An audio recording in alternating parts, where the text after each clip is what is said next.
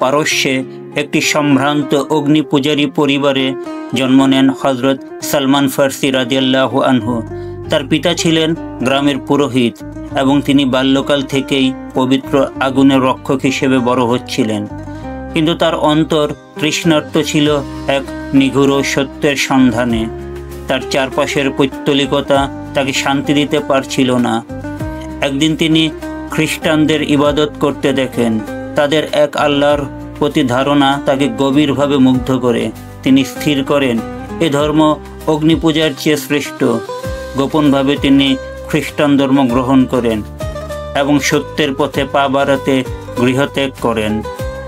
সত্যের সন্ধান তাকে সিরিয়ার বিভিন্ন শহরে নিয়ে যায়, যেখানে তিনি একাধিক সাধু সন্ন্যাসীর সান্নিধ্যে আসেন। তিনি তাদের কাছে ধর্ম শিক্ষা লাভ করেন এবং এক শহর থেকে আরেক শহরে ভ্রমণ করতে থাকেন। অবশেষে তার শেষ ধর্মগুরু মৃত্যুর পূর্বে তাকে এক ভবিষ্যৎবাণী দিয়ে যান।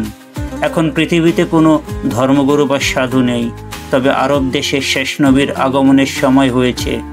সেই নবীর 3টি স্পষ্ট চিহ্ন থাকবে। সেই নবীর সাক্ষাতের আশায় সালমান রাদিয়াল্লাহু আনহু আরবের দিকে যাত্রা করেন, কিন্তু পথে একদল লোভী লোক তাকে প্রতারণা করে ধরে নিয়ে যায় এবং দাস হিসেবে বিক্রি করে দেয়।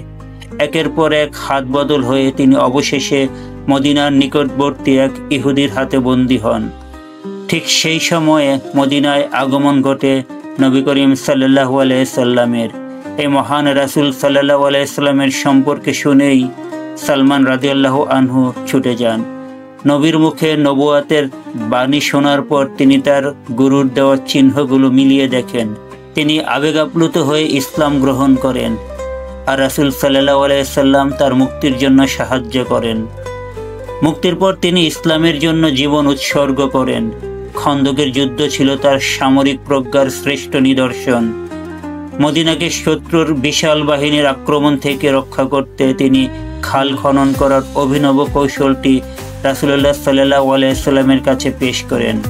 পারস্যের এই সামরিক কৌশল মুসলিমদের বিজয়ে গুরুত্বপূর্ণ ভূমিকা পালন করে এবং এই জন্যই যুদ্ধটি খন্দকের যুদ্ধ নামে পরিচিত। হযরত সালমান ফার্সি রাদিয়াল্লাহু আনহু ছিলেন এক অনন্য সাহাবী, যিনি নিজ জন্মভূমি, পরিবার ও সম্পদ ত্যাগ করে শুধুমাত্র সত্যের সন্ধানে এক মহৎ যাত্রা করেছিলেন।